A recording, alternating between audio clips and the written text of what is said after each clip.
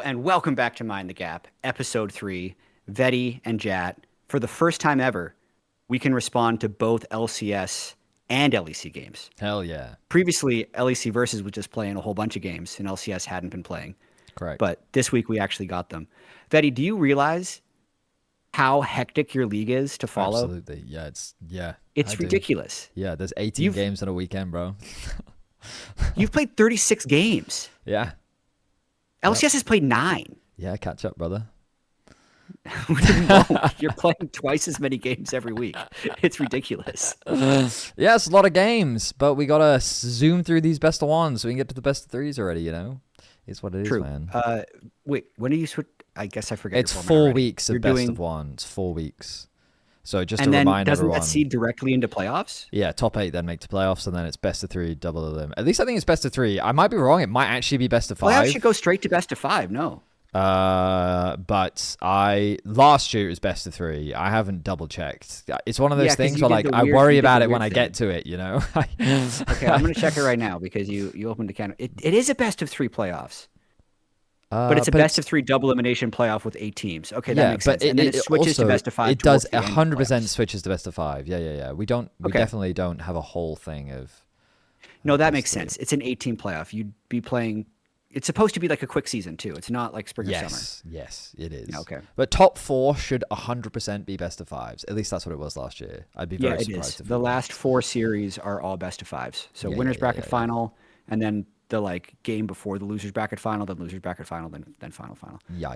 So this week on Mind the Gap, we're gonna start with LCS. Let's go. Because LCS it's been pushed back over and over again. So the idea here is we're gonna do LCS, then we're gonna do LEC, which is gonna have a healthy portion of Los Ratones, because they're also, to be fair, they're a healthy portion of your viewership. Sure. So we have our English speaking viewership to specify.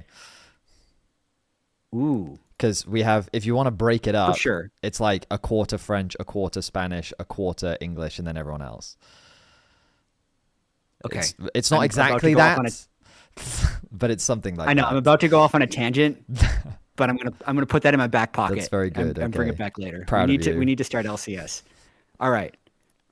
I thought LCS was really cool this week. That's cool. I'm biased because I do like LCS, and I've been working on the show for 14 years, essentially, off and on.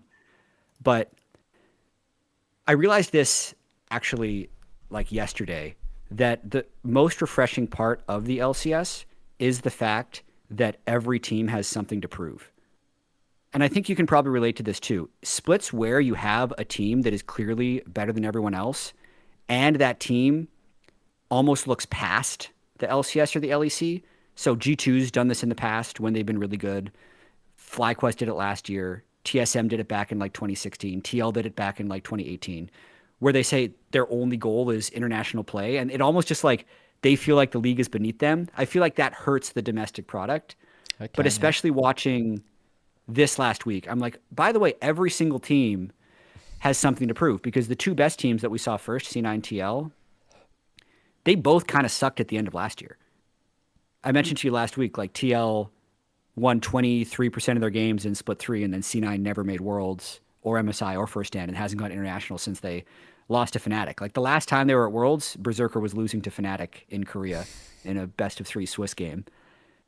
And that's been it for them. So I really thought that was a cool part. But as an outside observer, Vedi, what did you think of the first week of LCS? It was a shit show. It was a mess, bro. Your games were a mess. I was like, okay, so let me be super clear. So I did not see the first game of TL versus C9, so I rewatched that today. But game 2 also a mess. Stomp. Game 2 was a stomp. No? Was it not? Yeah. So C9 game 2 was a stomp. So here's me thinking clean 2-0 from Cloud9. Apparently that is not what happened in game 1. No. That is not what happened at all. So T1 was definitely game 1 was definitely a little bit more of a back and forth. But overall, I thought it was a pretty good game. I thought it was a good series overall. Stomps are never really fun to watch, but I thought that the league, the quality of the league was actually pretty solid. So I didn't the series overall I was pretty happy with. The series after that, right? I thought cool. I remember speaking to Jet about Sentinels, and I'm like, I'm kind of into Sentinels. Like, I I was also kind of into Sentinels. like, Yeah, I want to see how they do. And then Disguised has like this roster that I don't really know anything about, so sure, I'll watch. same. Um, and then game one, my goodness. Okay, slow down, slow down, It angered slow me. down. It We'll get there. angered me furiously. We'll get there. I wanted to do C9TL first with Sure, you. sure, Then sure. then we'll But you get to asked the my highlights. impressions. Yeah, my impressions of the No, overall league was that like yeah, it was very entertaining. It was funny. for sure. And the It more was an entertaining entertaining. series, really, for those Yes. who stuck around, was Sentinels DSG. But Yeah. the storylines from C9TL were there because I will say, from most of the people I talked to, they thought TL was going to win. Oh. Isles from Lions said this on Pros as well that I just watched yesterday because it came out on the LCS channel. Was like most people he had talked to around the league just didn't want to play TL because of how dominant they'd been in scrims. So Damn. they actually thought they just beat C9, but scrim bucks are useless, as we all know. And then in game one, when Blabber picked Nidalee and then went for the second crab, as he always does, because that's the most important objective in the game for NA Yeah. junglers is the level 6 crab. They just have to have it. Dies, didn't flash the Orianna ult, and then dies to Orianna again. And they're like, okay, guys, you're the only team pretty much in the world that's picking Renekton Italy. You never pull off Renekton Italy. You start 0-2. Like, there's no possible way you win this game. And then they just outscale TL with freaking Nidalee. But to be fair, they had a Azir Sivir Bard, which scales really well. And a fun little anecdote. Did you see, if you rewatch the game, this is a really small moment, the like random solo kill APA got on Quid, I where did. like Quid I just mean, let himself get auto attacked by the Azir? my fault was going to be I felt like APA kind of gapped Quid in the series was kind of my feeling. He did. So he was getting a little gap because Quid had the 2 kills on Blabber. Yeah. But the theory that APA has is that Quid mental boomed a little bit because we didn't do a good job following this on stream. But with Nidalee and Vulcan just swinging by mid lane and healing APA over and over again, Quid probably just got really tilted because there was one moment that APA described where like Blabber, as he's going to base, healed him, went back to base. Vulcan comes through, drops a health pack, another 100 health. Yeah. Coming out of base, Blabber heals him again. So it's like 350 health of healing just there for no reason. And then Quid probably just got frustrated because he's 2-0, thinks he can kill him, and just clearly can't. That's his theory for why Quid lost his mind in that game, is all the drive-by healing that APA got. I mean, that's pretty beautiful. I will say that stuff like that would 100% anger me as well. So I get it. Yeah, that makes sense.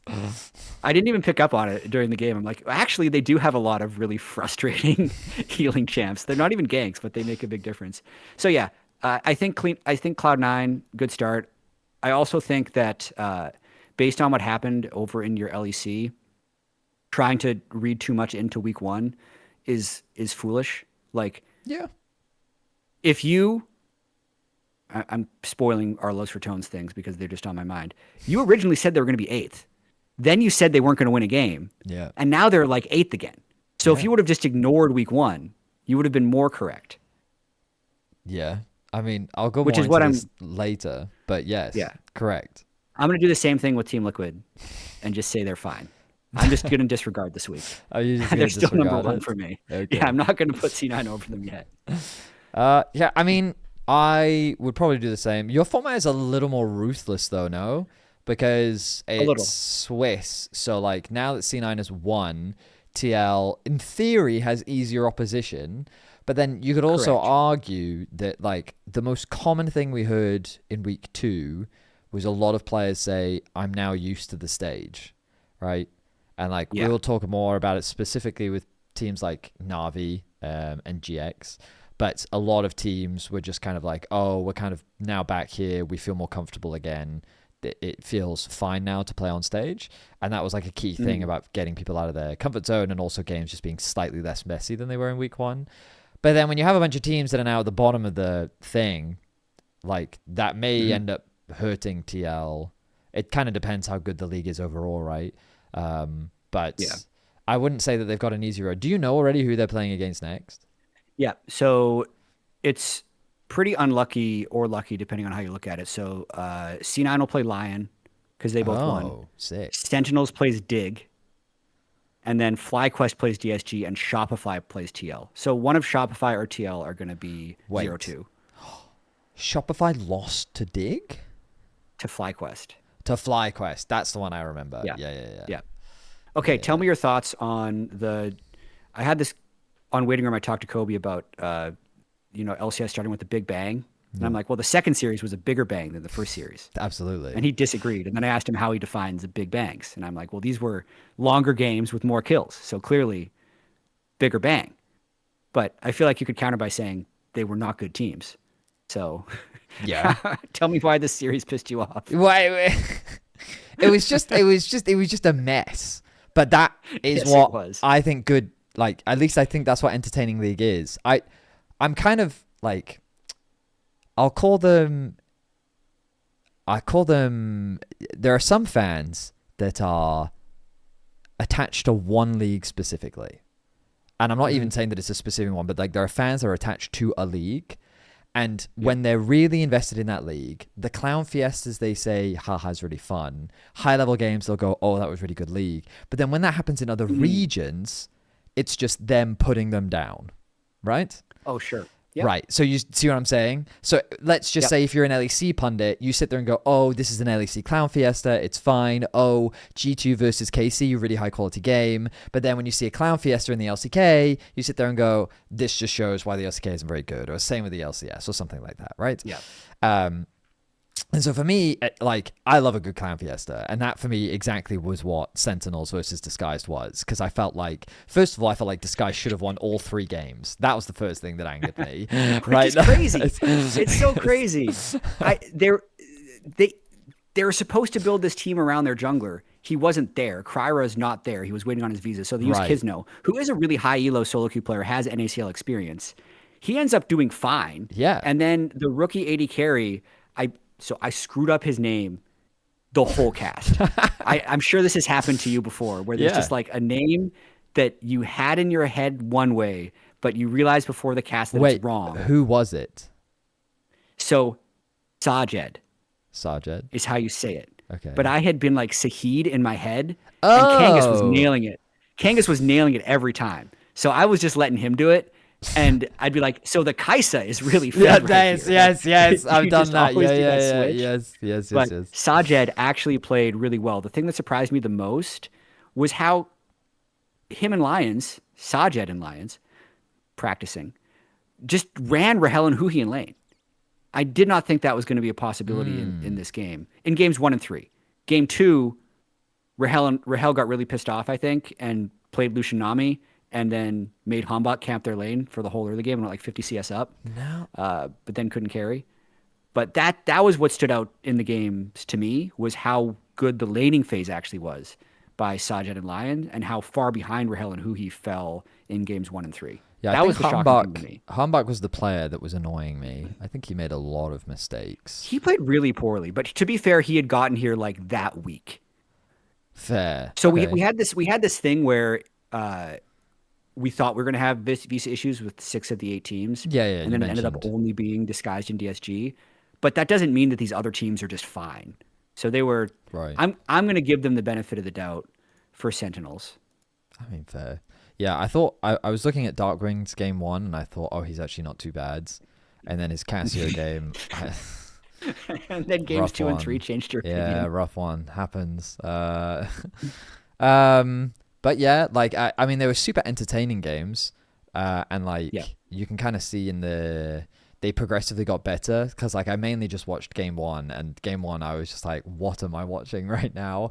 It's one of those games where I was sitting there thinking to myself, it was like Sentinels is doing everything in their power to lose, but they just keep winning. Like that was kind of my impression of the game. But it was super entertaining. And then the other super entertaining one was, I forget the exact, for some reason, the number 18 is really prevalent in my head, but I think it was 10. But the score was like 10-1 in kills, or it was 18-1. Mm-hmm. And then Lion basically lost the team fight at Elder Dragon.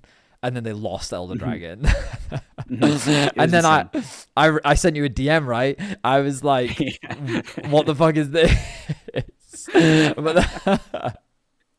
I took a screenshot of the Wukong killing the Elder, and I'm just sending Jack question marks. I need to close. I'm going to close off this series, and then we'll skip straight to Dignitas because why not? Disguised. This is why they were so hopeless last split. They didn't win last year. They didn't win a best of series until split 3. Oh damn! They won one random best of 1 in split 1, and they took a game off of someone at the start of a best of 3 in split 2, but they didn't actually win a best of series until split 3. So opening with the win is huge. Yeah, and it'll be a total disaster for Sentinels if they back-to-back lose best of 3s to Disguised and Dignitas. So pressure's on. Oh, pressure's on for them because they played Dig. I see. Yeah. Okay, Lion Dig. That was definitely the biggest clown fiesta. I'd say we had 3 really solid series. We had the C9TL one. We had the Disguised game, which was fun because of the rookies. And then I think the FlyQuest Shopify series was super, super entertaining, but we'll get to that later. Mm-hmm. And then we just have Dignitas rock up with 2 last-minute Academy subs. Oh, that's okay. That's good content. Yeah. So they were supposed to have FBI and Ignar as their bot lane, but they used Mobility and Breezy. But it's not like they'd even gotten time with the team. They were literally just thrown in, told to pick whatever. Like they probably prioritized topside in their draft anyway, and then they're just going against Berserker. Right. So it's not great. Okay, fair. So they were just down. They were just down like 1,000 gold to Berserker Isles. Yeah. Actually, I do remember the casters. Was it you casting that series? Because I remember the casters mentioning the fact that these 2 going up against Berserker in particular was just these guys have played in Academy before, or even something beneath Academy, something like high school, collegiate leagues or something. Or no, that was a DSG story. Kizno and that was them. Okay, Sajed I'm mixing things had up. Played high school LoL years ago, and that's how they grabbed Kizno because of the relationship. Got it. Yeah. But then the crazy thing about that is that Dignitas almost won game 2. The series isn't even necessarily worth talking about until you remember that somehow Inspired, Saint, Berserker, Dokla, and Isles almost lost game 2. Actually probably should have lost game 2. If Inspired didn't steal... In that game, Inspired had a sequence throughout the game. Early game, he blind Pantheon queued over Krug's wall and stole a big Krug. Because he was just I'm getting counter jungled. He's probably here. Let me check to just see if it's there. Did he pull them out? He hadn't pulled them out. He last hits the big Krug actually, and just gets super far ahead of I think it was Jarvan.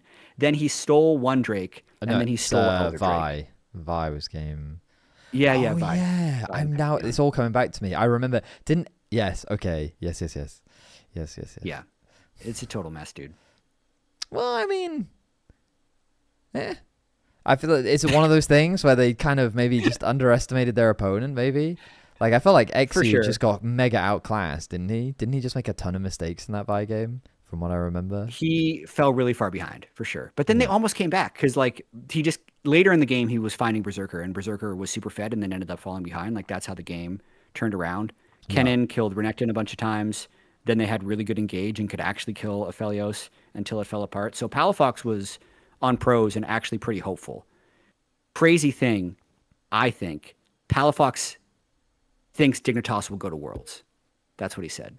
I mean, okay, I don't know how much LEC you watched last year, but in the middle of winter, Gyota went on an interview and said, my hot take is I don't think G2 is going to make Worlds this year. And lo and behold, G2 made it the first that they've made in 4 years. I think making assumptions in winter, very bold thing to do. And the reason why, I'm not even talking about skill level. I'm talking about the mental, because this is my favorite quote from Odoamne ever. Okay. So Odoamne, the split that he won, 2022 summer, right? He says that basically Rogue was in the midst of a civil war. It was full-on civil war inside the Rogue camp. None of the players would get along with each other. The vibes were absolutely atrocious. They couldn't align on anything, and it was just a massive free-fall. Regardless, somehow they managed to make it to top 3. But the moment they arrived at LAN, he was telling me that the Civil War found a peace treaty. Everything just came together and they all just unanimously united under a single banner, right? And he said, like, he explained to me, like, I don't even know how it happened. Like, he just said, just suddenly, we all just really got along. And then they beat Fnatic, and then they beat G2. And they don't just beat G2, they 3-0 G2. But he couldn't explain. He just couldn't explain it. But he's always been a big thing about how, like, the thing that destroys teams throughout the year is just the civil wars, is how he describes it. Because as the year goes on, people become jaded, they put less effort in, they get fatigued, they, like, all manner of different just real life things affect you. And so, not that I want to discredit Palafox, but I think making that assumption now, like, it has nothing to do with your gameplay. Couldn't you and these people that you've never played with before make it to the end of the year should be your first question.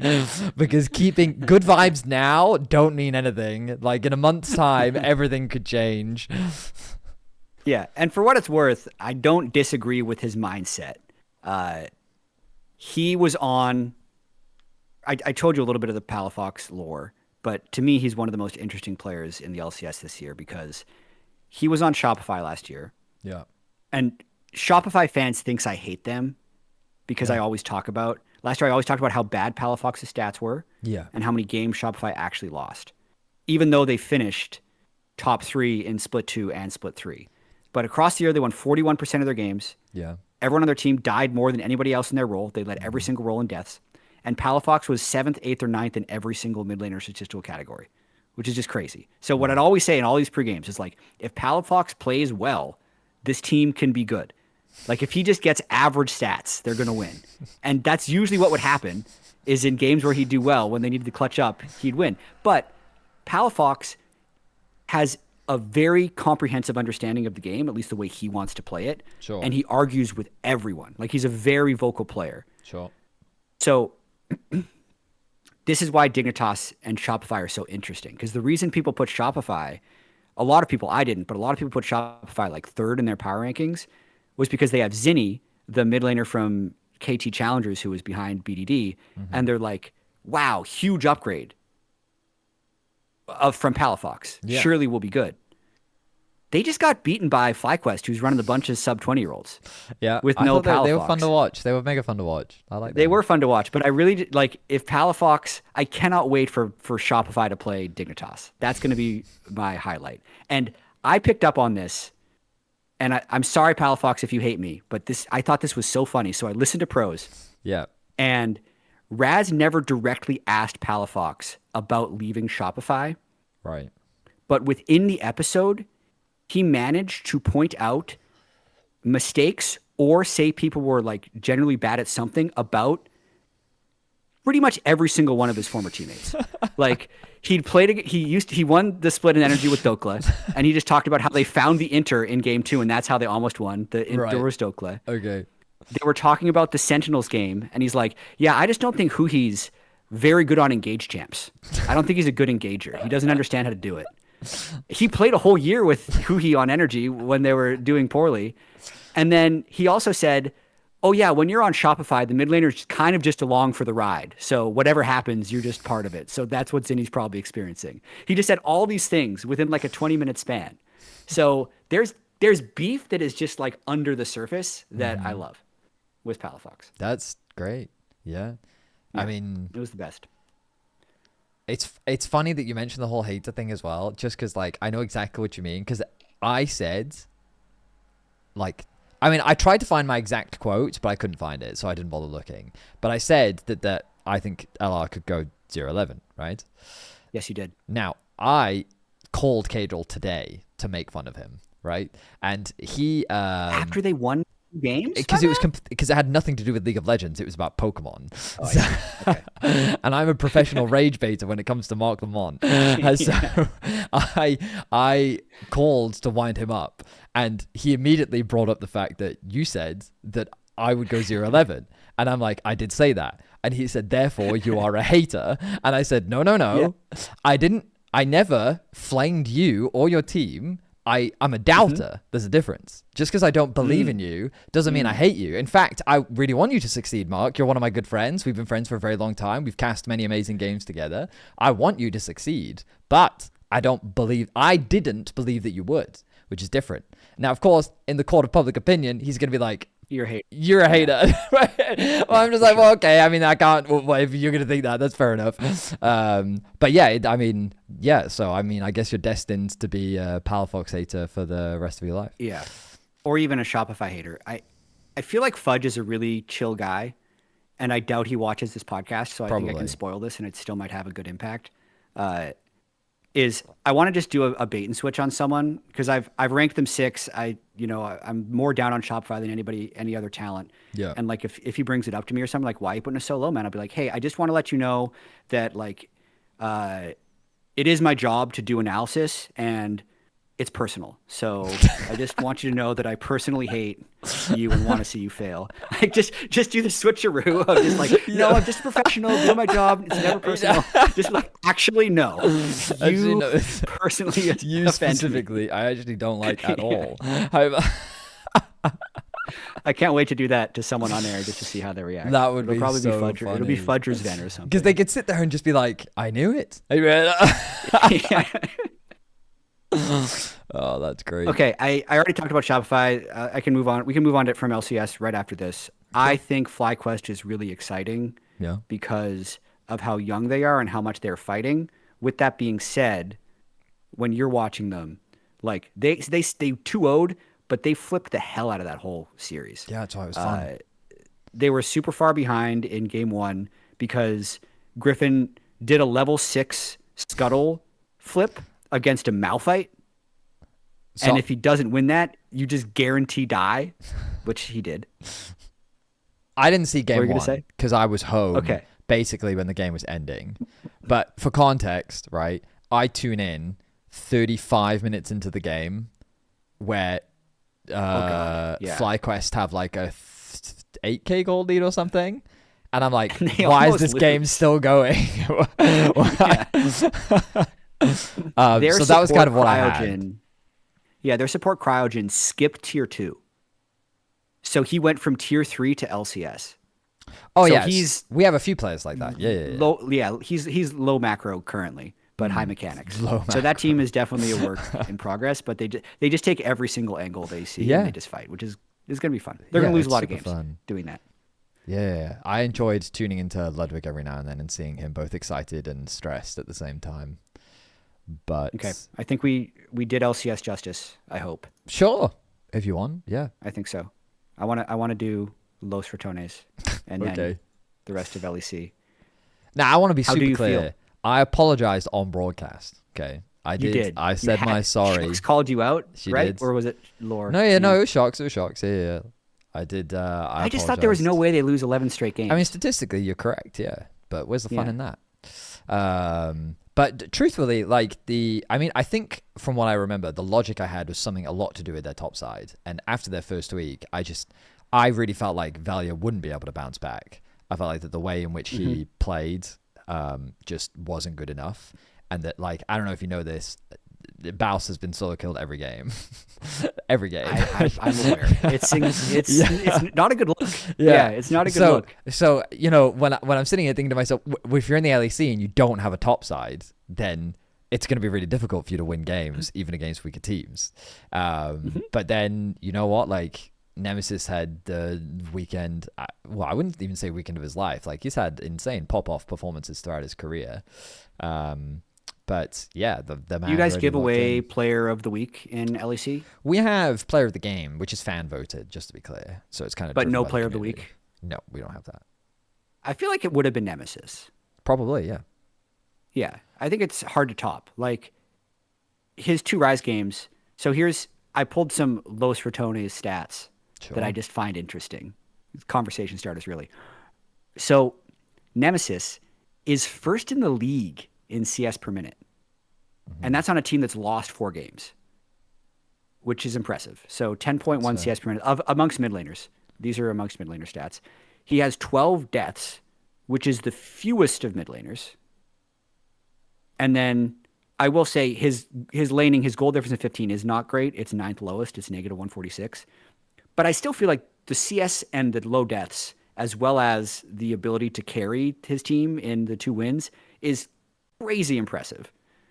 He's by far their best player. I loved what Reckless said about him too, that he'd love to see him back in the LCS. I don't know if Nemesis wants to be back in the LEC, but this is a great display of his skill for sure. I mean, we've heard from him many times before that he mentioned that he's been given offers many times. He specifically just said that he wanted to commit to a team that he believed in, that could actually compete.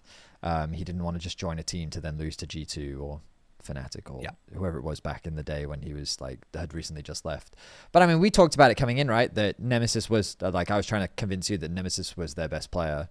And that like his first week, I think his first 2 games, you didn't really get to see it, but I think that wasn't really on him.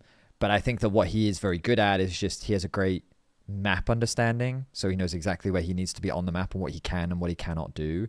And I even, if I remember correctly, in that final base defense against Shifters, I never got it confirmed. But Medic called it out in the cast, and I was thinking the exact same thing as Medic, which was that I believe he took a top tower tier 2. Correct. And then Medic called out, like, I think that was enough gold to give him the actualizer. And then I was thinking the exact same thing watching the cast, thinking to myself, I reckon that was enough to get him the gold he needed. And then he comes into the fight and he absolutely melts, right?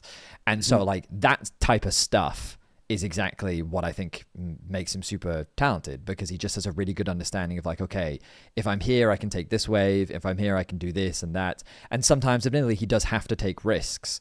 There was a couple times in that Shifters game where he was trying to play through side and he does get caught. But I mean, I think that's just kind of the necessity of sometimes of when you're behind, you just kind of have to sometimes do that stuff if you want a chance. But no, he's super good.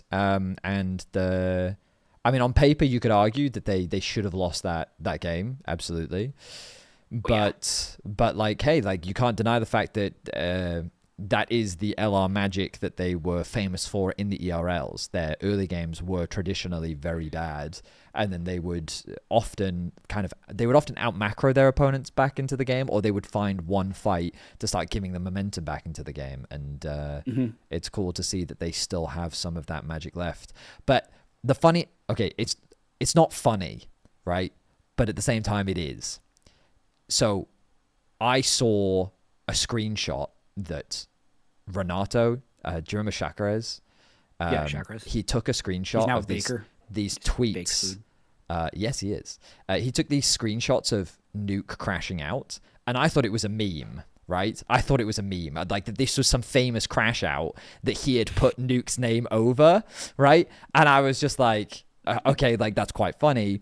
And then I scrolled down and saw the actual crash out in my feed. It was like one after the other, and I was like, oh god, wow, okay. Oh no.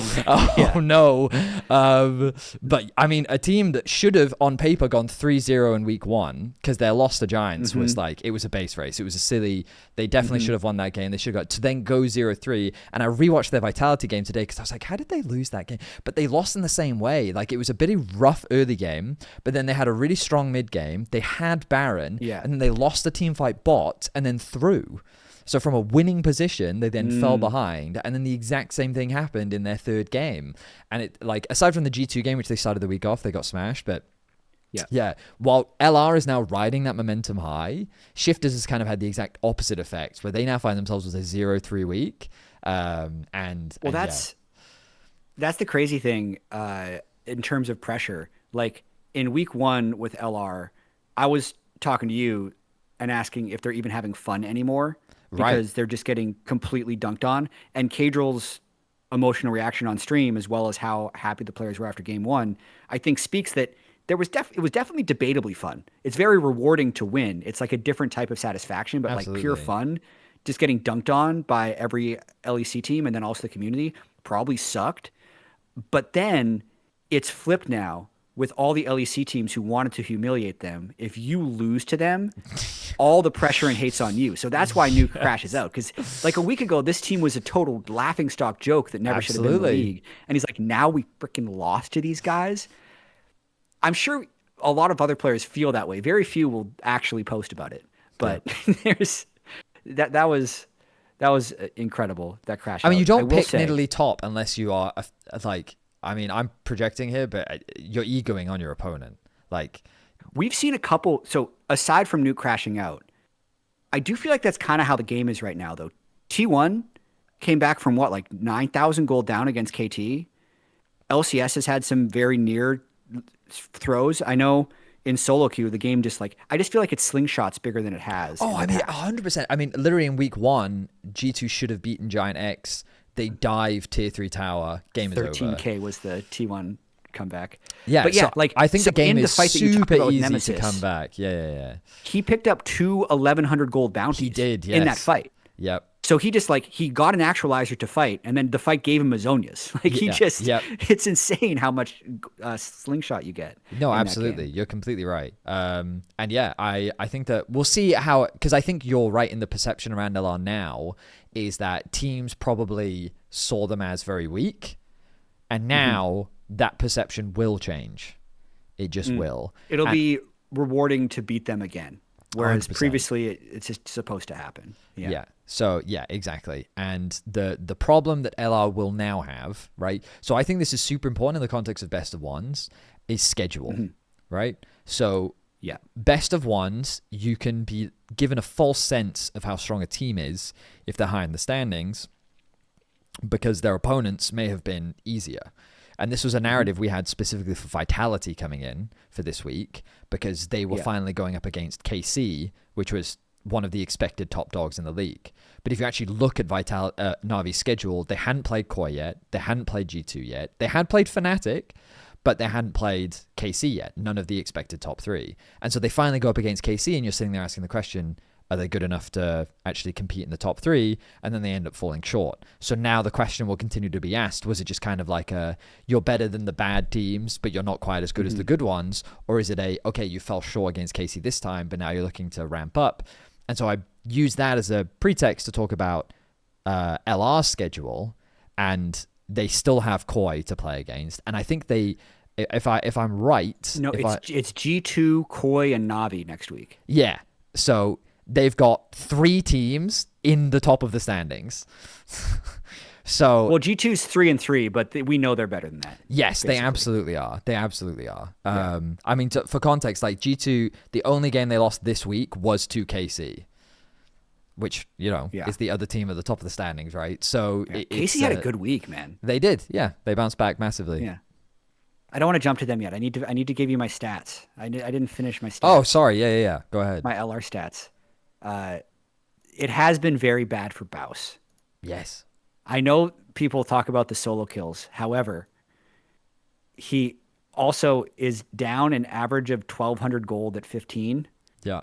And more importantly, for Baus, down 1,500 experience, which is 5 times worse than the next worst top laner. Okay. So the 11th place top laner is down 300 experience at 15.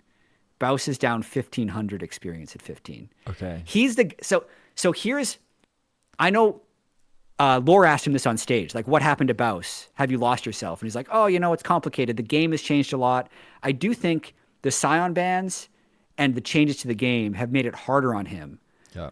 But I also just I wonder, okay, bit of a tangent.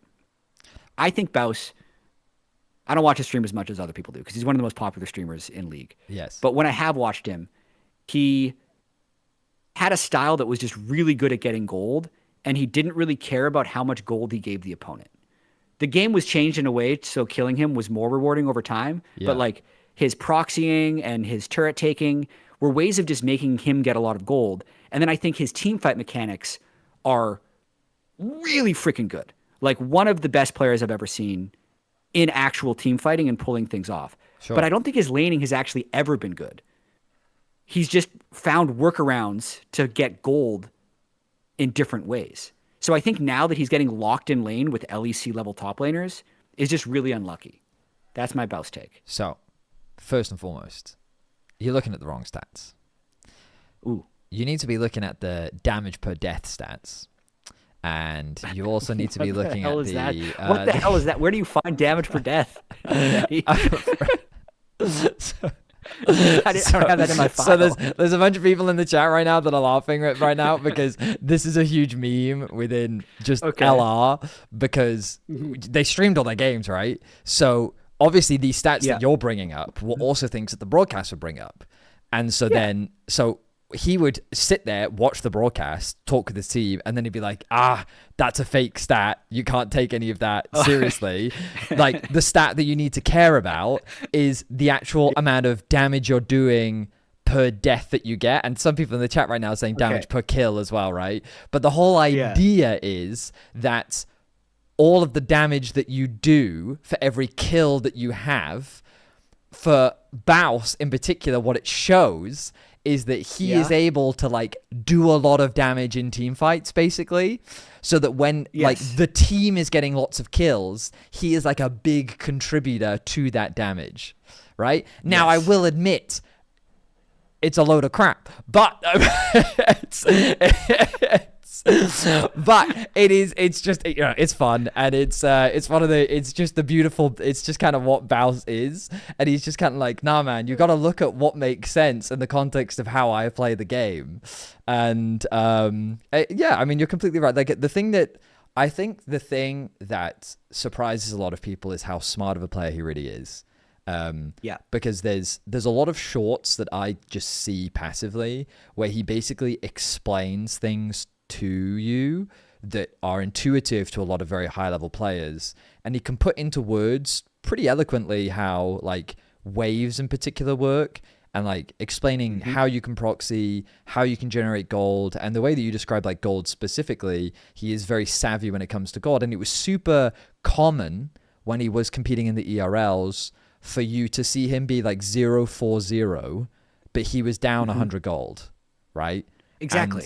And which is what's not happening now, which is either because the top laner, like the game has changed to a point where it's not working, or the team is just like more afraid of him feeding the crap out of the enemy top laner because they're going to get the XP quest and be like 4 levels up on him now, potentially. Yeah.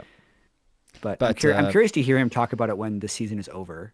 But yeah, we should, now that you've talked about it, like we should get a segment with him talking about what real stats are. And so maybe we can actually dive into some of his real There is stats. actually a stat that you'll be able to get that I can't get on any of these online ones that we have in LCS that he's probably pretty high in, and it's damage per gold. Because what we're talking about, he's falling super far behind. Right. But like his Gragas team fighting was still good. True. Despite being down gold, 3,000 gold. Yes. So that's a real stat. That is a real stat because we've used it specifically for AD carries, because normally we showcase when you funnel a lot of gold into an AD carry. Like damage share is not as effective, but damage share is also like, if you give all this gold to an AD carry and then the damage share is the same as the mid laners, is it worthwhile giving all this gold to the AD carry, right? Baus's damage percentage amongst top laners is middle of the pack, which considering he's dead last in every other stat is very impressive. Okay, but this time, Jatt, we got to put you under the gun, right? Like we talked a lot about LR. Where are they finishing? Are they going playoffs or not? Oh, no. So I'm actually going to zag. You're going to zag? What does that mean? I think they might lose their next 5. I think there's a good chance that they're done with the winning. You think they're done with the winning? Yeah. Let me double check who they're playing. Okay. I'm pretty sure they're not going to win next week, right? So then there's only 2 games. There's only 2 games after that. So who do they play in the last week? It's SK and it's Vitality. Okay, that week is going to be so super spicy. Yes, it will be. SK and Vitality. I would love to see the threat if they beat SK. That would be crazy. So let me tell you, right? Like, because this can apply to all teams. Basically, Mickey was joking about this, but he was like, our goal is 4 wins. Because historically, when it was 10 teams, 4 wins was enough to qualify you. Yeah. Pardon me. Now, I don't know if that number changes because we're at 12. But the logic is that if you look at the history of when we've done a format like this, 4 has always been enough to get you in, minimum a tiebreaker, minimum. So 4 is generally a very safe number to reach, which is why we say for a lot of our top teams, like KC, while officially they haven't locked, they've basically locked playoffs. KC has, right? Because they could lose the next, they have 5 games left. 5 and 6 they're in. Yeah, you see what I mean? Like it's at 5 wins, it's kind of very difficult to get kicked out of top 8. Not impossible, of course, which is why I won't say that they are locked. They are not locked by any means, but like if you can get to 4 wins, you're in a very good spot. So LR, the question is, can they find 2 more of the 5? That should be the question. And like, it's so. So, okay, you think I think they're probably 0-5 from here. So here's why. Yeah. I knew they were going to have a couple miraculous wins amongst the 11. Sure. And Peter Dunn broke this down really well when I originally asked him for his analysis on the team, but he was like, they win in one of 4 different ways in ERLs. Like one of them was just Nemesis 1v9, which at the time he didn't think could happen on Rise, which clearly was wrong, but the overall thing was correct. The other one was, I had the tab open and I somehow closed it, so I'm going to try and do this from memory. The other one was bigger champion pools of best of 5, which isn't true here. Another one would just be like superior team fight scaling, which has kind of happened twice. They've just kind of won through late game team fighting. And I forget the 4th one. This is the worst analogy that I have done. It's probably just them stomping, because they have had games where they've just stomped before. Yeah, give me 2 seconds, Vedius, and then I'm scrolling to it again. But after this, we're moving on. It won't take long. No more LR. We are. Okay, I will bridge us with an LR-related stat that will get us off of LR. I'm really proud of this next one. Okay, yeah, so he said 4 different ways that they're able to win. Nemesis 1v9, teams not knowing how to deal with Baus, deeper champion pools of best of 5, and stalling out to late game versus teams that made mid-game macro mistakes. Sure. And I feel like they did the stall out. They had the Nemesis 1v9. But I also feel like with best of 1s, and unless they can solve Baus's champion pool, like no more Kled. He even talked about it on stream. He's just bad at Kled. Just give him a champion that will be able to have impact in team fights no matter how badly you lose lane is probably their strategy. And then just have Crowny and Nemesis try and get gold so that they can win a team fight when down 8,000 gold. Like that's the way that I feel like they can win, but I don't think that's going to work next week against the teams they play. And then they only have 2 more chances for it to work against SK and Vitality. So I'm putting them to one win on the high end. 0 wins is my prediction. Wow. So you think they're going to miss playoffs? Playoffs? You need to answer as well. I believe that they will win 1 more, but I think that they will fall 1 game short. Okay. We're kind of in agreement. Here's my bridge stat to get you to other LEC teams. Okay. People are talking a lot about Reckless being a KDA player, right? Okay. Huge conversation. Sure. But would a KDA player, so he has 0.8 deaths per game in LEC, which that's the lowest of pretty much every player, right? Okay. But he's 4th in DPM and 2nd highest in damage percentage for supports, despite playing Braum 3 times, Nami twice, and Bard once. These stats are getting desperate, How does he do it? What are we doing? How does he do it? What are we doing, bro? Does that count for Nami E? Because if it does, then it's just inflated, is it not? No, Nami E counts as the 80 carries damage, so Nami doesn't KS. So it's the... Okay. Well, yeah, then so he's good at landing W's on Nami and really good at landing What's he doing on Braum, man? Like, another fun fact. Stop. He's played Braum 3 times. Okay. This one's actually interesting to me. Nobody else in the LEC has played Braum or the LCS. He's the only Western support to play Braum. Okay, so I've listened to KDA on his co-stream. Basically, every time I hear Braum, he's basically like, yeah, so they have a ton of engage. We think we can't out-engage them, so we're going to counter-engage. So we play Braum. Okay, last thing. Stop. That was the last thing. How is that bridge to other teams? This is the bridge. Okay, get on with it. Get on with it. Okay, everyone calls Reckless a KDA player for only dying 5 times. There's one player in the LEC who's died less that nobody calls a KDA player. Okay. It's Elyoya. What's up with that? Okay, Elyoya is... That's okay, it. He's not even remotely a KDA player.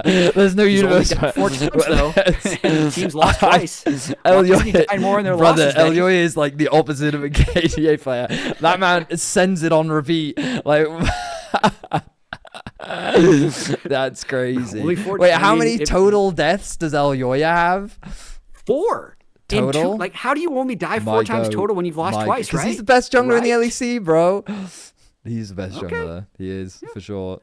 But Koi they're annoying me.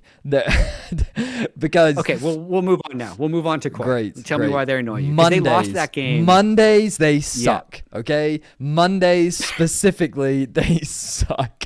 Literally the best team in the league, Saturday, Sundays. But on Mondays, for some reason, they just suck.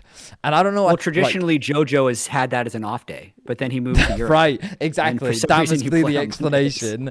But like on Sunday, like we build this up as like a Spanish rivalry, right? Because there's two very large Spanish organizations. And when they played in the roadshow last year in Madrid, like it was actually competing audiences. You'd expect it to be very Koi favored, but there's a huge Spanish GX community that was like very passionate, and GX had like a really good weekend that week as well.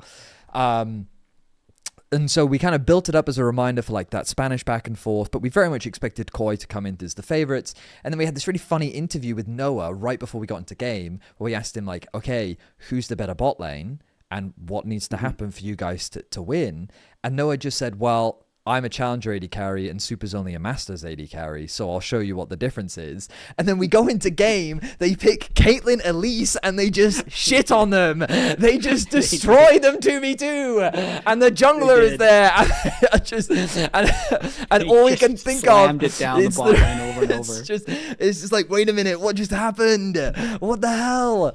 So yeah, I've decided that Mondays... You heard Lucio on the cast there too, right? Do you remember what he said about the pick? he was sitting there saying like, Elise is going to be a useless champion. GX will probably end up losing this game because this pick is not going to scale Did all I into miss the that? game. I thought he said, well, so, okay, maybe he did a little switcheroo because once the Elise got a solo kill, he probably did this, and I just didn't pick up on the sarcasm. Okay. He was like, oh, yeah, that's why I didn't think Lulu was a good blind pick. No, he talks about that in draft. You land one stun and it's poof, you're going to one-shot Lulu. But basically, just before he left, Jake asked him, who do you think's going to win? And he sits there and goes, I think Koi is still probably going to win because GX locked in a useless champion and this game will go to 25, 30 minutes and then that useless champion isn't going to do anything. But yeah, GX actually managed to cleanly snowball it. But Noah's basically the GOAT of GX. And like, this is kind of like the beauty and frustration of best of ones is that I wish we could have a team that could be so consistent that they were just like 11-0 the league. That would be sick because that would show a degree of consistency. But yeah, because of the nature of best of ones, it's extremely difficult. But every time I watch Koi play, I think to myself, wow, this team is very well coordinated. Elyoya is an incredibly smart jungler that plays around the strengths and weaknesses, and he does such a good job of tracking enemy jungle. Jojo, I think the biggest criticism I have of him is he's playing like way too cocky, but it's not unfounded. I don't know if that's the right word, but he has the right to be that cocky because he's super good, right? And even if he feeds in lane, it doesn't matter because in team fights, he just plays insanely well. I don't know if you saw his Akali game this weekend, but like there was this 1v2 on the top side in enemy jungle. He gets caught out. He drops the shadow down. He had like a sliver of health. And then he still one-shots him. Yeah. And he does stuff like that. And so he's insanely talented. And like at the start of the split, they've already beaten both G2 and KC. But for some reason on Mondays, they just kind of lose their hands and they suck. It might just be because they're tired and it's because it's the third game of the week. I don't know. But they got the fabled 20k gold lead. They got Kato always says it's impossible. Yes, against KCB, the unfortunate the other invitation from the ERL, but they got a 20,600 gold lead in 26 minutes. And the last time it was done in the LEC was 2018. So it's been... It had happened before. Okay. Yes, I thought maybe it was because of just gold inflation. But no, it's been 8 years since it happened. Wow. And Koi was able to get it. So again, like they know how to close games out. They know how to be very... they know how to use their leads very well. But there is something to do about their consistency that I think was there last year. I don't know how they solve it. It's probably something about how like these guys do have a lot of fun. And I think that when they do get ahead... they kind of relax a little bit too much, but that doesn't happen against really good teams. So I think that maybe there's a little bit of ego there, but again, I'm very much just speculating on that. But in the case of GX just destroyed them in the same way that Shifters just destroyed them. So Yeah. I think the only It could be an adrenaline thing. Like that just I think that's just very common with good players. Like you when I was watching the JoJo in both Monday games, I just felt like he was feeling like he was in a scrim. Like probably he'd lost that polish that you get when you're supposed to have stage focus. And I don't know if that's true for Mirwin as well. It might be because that guy also seems like he's a pretty jolly guy. Like I've even seen him just like laughing. God, I think it was like last year at Worlds. Elyoya died in some like really tragic way, and they did a listening, and Merwin just like he like he just laughed at him and just get carried on about the game. So I don't think they'll ever get consistent, but I think it's fine once they get to best of threes and best of fives. yeah, I think it will be as well. I mean, I Yeah. think unanimously they're definitely top of the table still. I wouldn't put a huge amount of weight on their loss to GX. But KC in contrast, they got their 3-0 week. They I mean, they're really good, but there's always this question that you end up being a prisoner of the moment in. Like, it's hard to find someone say that KC's not the team that looks the best in the LEC or is the strongest team in the LEC, but they've still only won 5 of 6 best of ones yep. versus the 4 that Koi has won, or even the 3 that G2 has won. How much stock do you put in them starting 5-1 and having this 3-0 Oh, week? I put a lot of stock in it. I think Yike had, like you talked about player of the week. The person I would put Mm, in the conversation would have been Yike. I think he had a super amazing weekend. He showcased that he's not like his Aatrox pick specifically, something that like, so historically, Yike was a like Viego guy. Like that's the type of jungler he's always kind of been. But then obviously when you get mhm. indoctrinated into G2, your responsibility is to do whatever the team needs. Not that he didn't ever get Viego games, but he's always kind of been a skirmisher. That's kind of been his style. Um, and so getting him to see Aatrox again, I think we got to see that version of him again when it feels like for a long Mm. time he's been on I play Xinjiao, I Oh play yeah. Jarvan, I play Sejuani, I play Maokai. Like he's kind of been that he doesn't have an ego as a player. He's always very much about playing for the team. But when you get to see him on stuff like Aatrox, it reminds you, all right, this guy was chosen and was an EMEA Masters champion and was picked by the top team in the league because he knew how to carry games. And I think Mhm. that this weekend he did it on a bunch of different champions. And so for me, he was a super standout player. I still have some questions around their mid laner, Yehu. Yeah. From what I remember, he did get solo killed by Caps, just straight up killed 1v1 in lane. Mhm. They did still win that game, but I still just kind of have some question marks around the level that he can bring. And when we get into the best ofs, if he can sort of like how he will fare. Because one of the things you did mention about LR earlier was how they can kind of out champion pool people, especially when you go long in a Mhm. series. But how is that mid lane pool? Because traditionally, when Koreans come from challengers or just from Korea to Europe, one of the things that can surprise them is the fact that our mid laners will play all sorts of stuff. Weird That stuff. they Yeah. like our mid EU laners. champions. Yeah, our mid laners don't like their first choice is not Azir. They have a bunch of other stuff that they would much rather play. I Yeah. mean, maybe in best of threes, it still won't even affect him. Maybe it won't be that big of a deal. Maybe it'll still just be Azir, Talia, Rise, all the meta stuff when we get into the best of threes. But could be something that's interesting to look at. But ultimately, right now, KC do look like the most consistent team. They look very well rounded. Busio seems way more comfortable week 2 than he did in week 1. And I think we even Yeah. heard him talk about it, how he's just like, yeah, I've been finding my footing, been getting used to the city, been getting used to playing on this stage. And he's just another one of those players that kind of, oh, right, this is a very different environment. It was cool to hear him, though, kind of give a shout out to like the practice environment. He already feels that it's much better, that he feels like, oh, there's way more teams to scrim. The scrim quality Mhm. themselves just feel on average higher. And it's cool that some of these NA players are like, oh, actually, there's more potential for me to potentially grow in this region and become Yeah. better. I mean, I was pretty sad that Busio left us, but I feel like the fan base that he's found on KC is worth it, at least to take the risk. I will say, I've heard both. So Busio, I read one of his interviews, and I think he said this on your cast too, that, oh, the bottom tier teams in LEC seem better than the bottom tier teams in the LCS, which I think is true from last year LCS to this year, what he's experiencing in LEC. I Yep. do think this year the bottom teams in LCS are better, which is what our teams have been saying as well, which will Fair. be it'll be interesting to track as we finish it. We'll never know. Little is the disappointed. truth. Little disappointed that Busio. So if he dominates your league, it's because your league is weaker. Just so you know. Okay, got it. Right. But didn't he also dominate your league? So it doesn't. He did very well. However, what do you mean he did very well? If he does poorly in your league, I'm just letting you know how it's going to work. If he does poorly in your league, it's not because your league is good. It's because he was carried by Bwipo and Inspired and the rest of FlyQuest. So those are the two possible outcomes, which I'm really interested to see. Okay. Yeah, so what happened with Jojo? What was his success credited to? The league it's because EU mids are garbage. Yeah. Right. And Jojo's just. But then when he lost, what was that due to? I mean, has he lost? Yeah. I feel like he didn't win winter and he didn't win summer. Well, you can't win every split. I guess FlyQuest didn't win every split. You're right. That's true. Yeah, technically they might not have. Jojo and Busio losing them both hurt, and even Yukino. I think he might come back. Yukino, he might come back.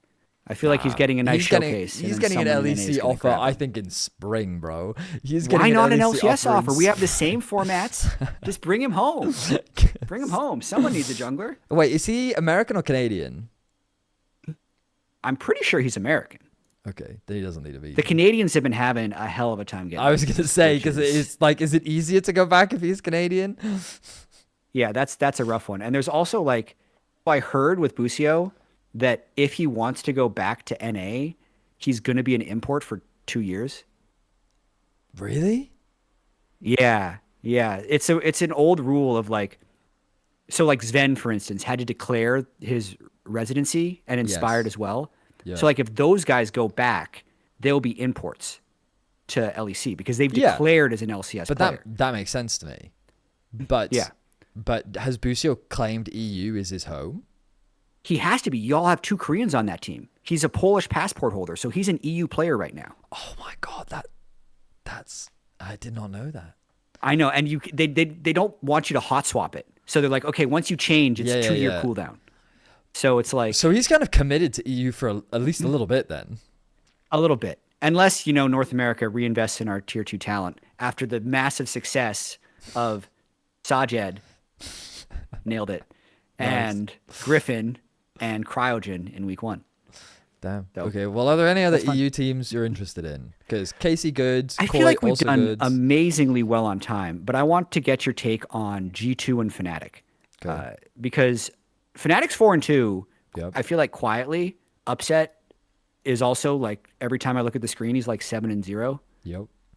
So how is Fnatic doing? Oh, I did want to point out one really, really funny graphic you guys ran. Okay, sure.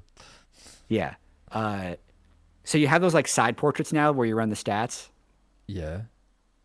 And when you have a player, there's always like this really dramatic pose because they wanted them to look awesome. Naturally. Yeah. Except you guys wanted to point out that Humanoid had 5 ISO deaths in week 1. Yes. And the 5 was so massive, funny. Right? It was so funny. He was just like, Humanoid died 5 times isolated. Yeah. Worst possible stat. Bro, I But then I thought that 5 was huge. It was so big. I was laughing when I saw that too. I was like, why is that 5 so big? But I think the opposite would also be weird of like, if when they're doing media, they're like, okay, we need a photo to put with bad stats. So just look really sad and dejected. Like that would be stupid. So I just don't know how you run bad stats in that format without it looking funny. Oh, that is peak, yeah. So, Fnatic. Okay, yeah, Fnatic and G2. They're a tough one to judge, to be honest, because like my expectations were pretty low of them after the first week. They did not have very clean games at all, even though they ended the week 2-1. But I think the biggest difference was Losper's performance from week 1 to week 2. Losper, very well-spoken young man. He was playing with a lot more confidence in his second week, and it felt like that he just had a lot more awareness of how to work with Razork this time around. So when you combine that with Poby and Upset's consistency, you actually have a very reliable bottom side of the map. Emboros, I think, isn't the best laner. If I was to stack rank him among other top laners, he's looking at like 5, 6, 7, somewhere like that, with probably like Kana holding 1 or 2 somewhere up there. Nako is also up there. Like it's he's not the most Wonder. He's been pretty solid.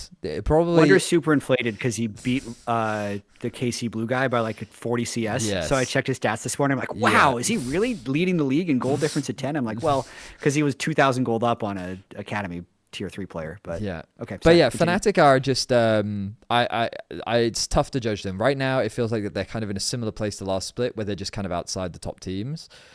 They had another 2-1 weekend, which is definitely good. But I think that like the reality is they themselves are downplaying their own performance. They've done a very clear sort of broadcast in a sense, where they're like, we're taking it slow, we're taking it game by game, we're kind of setting our sights on spring, we're kind of looking towards the future, we're trying to build our synergy. So I think because they're not really setting super high expectations, people don't really have super high expectations.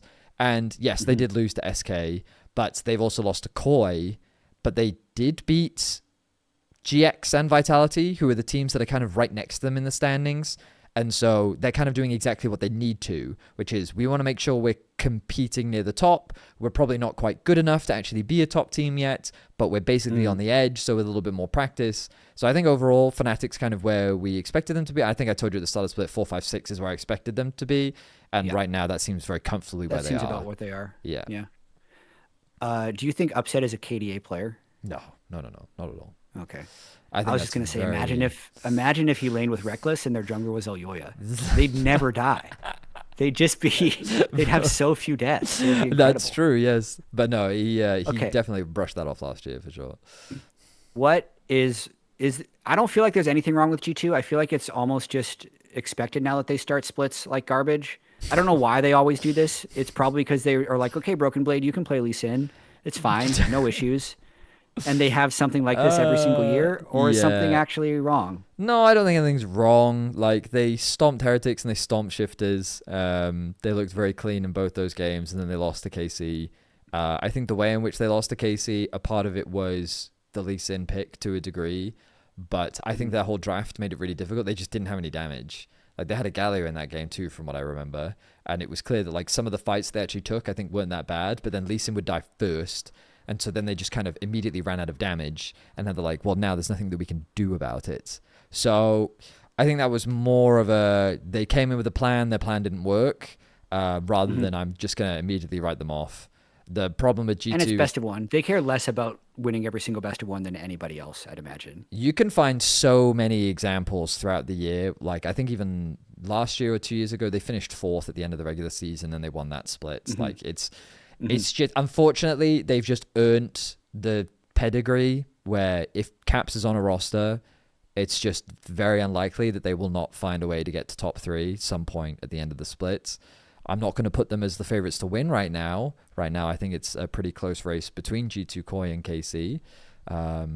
But yeah, I wouldn't. I'm not worried about G2 at all. I mean, 4th best team then is Giants, Navi, or Fnatic.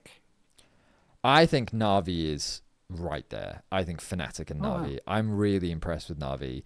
I think that like they are basically a group of young players that are just synergizing so beautifully together. And so I'm really... also, I think I said Poby for Fnatic earlier. I meant Vladdy, by the way, because Poby plays for Navi. Which is my bad. But Poby is provided such great consistency for Navi, which I think is really, really important. And then the jungler Relech, who's one of those names, which, by the way, the whole broadcast is all said differently. Relech? It's Relech. If I watch 100%. On mute, I never know it's Relech. It's Relech, 100%. He's like the carry jungler guy. He's been playing all kinds of stuff. He's super awesome. He's a really enthusiastic young man who is just prepared to play whatever he wants. And I love that type of energy that he plays with nothing but confidence. He brought that same energy up against KC, and while they did fall short, like they're a really eager, hungry team that's ready to prove themselves. They've got a lot of great potential. And again, like I don't think this is going to be the split where they fight for top 3, but for Navi as an organization, they've completely abandoned the rogue brand that was in the dumpster last year. They've invested in players. They've clearly made Mainta and Relech these like players that they want to make as like pillars for the org. And I think they're doing everything right. So I hope that the Navi sentiment kind of continues to grow, and I hope that they can continue to grow fans, and I hope that long-time Na'Vi fans from other esports will also be invested in them, because right now they're really surprising. They're a cool org and cool group of players. Nice. I think we actually have a sweet spot. We're about 70 minutes in, and I feel like we're out of topics. Yeah. Nice. I think we did this. I think we timed this really well. Well done. Okay. So what can we expect from LCS next week? Perfect transition. You're welcome. That's exactly what I was going to get into. I'm really looking forward to seeing who can go 2-0 in the FlyQuest versus... FlyQuest was so excited when they drew Disguised because they can now go 2-0 in Swiss after playing Disguised. Okay, nice, yeah. I think the Berserker versus Ven C9 matchup is going to be really sick. Lion versus C9. Yep. Plus just Inspired against C9 who won.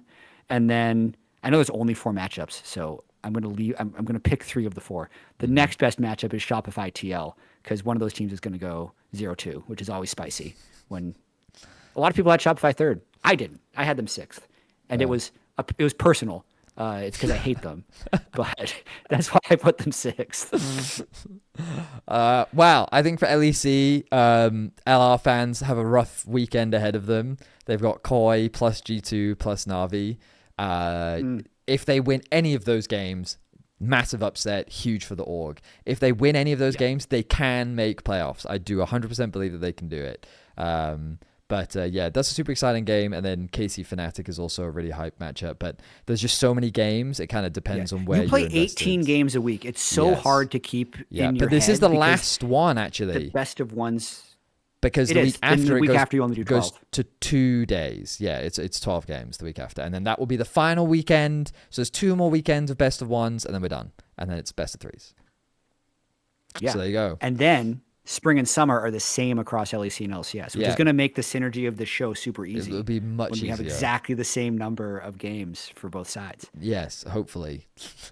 Okay, I didn't say it enough during this podcast, even though I said I was going to. Please subscribe to the JLXP YouTube channel, which is where this podcast is going to live. Also, since you can't subscribe to Vedius' Twitch channel, follow Vedius Official on Twitch, which is where we're live streaming this podcast every Tuesday starting 10 a.m. Pacific, 7 p.m. Central European Standard Time. That's 3 episodes in the books. Episode 4 will be next week to talk about all the stuff, but more importantly, if Vedi is wrong again about LR, because you think they're going 0-3 next week, right? You're just going to double down on that? Yeah, I'm saying it. They'll go 0-3. Yep. Just right back at it. Me too this time, actually, though. I think it's going to be rough. Okay, see ya. Bye-bye. Bye.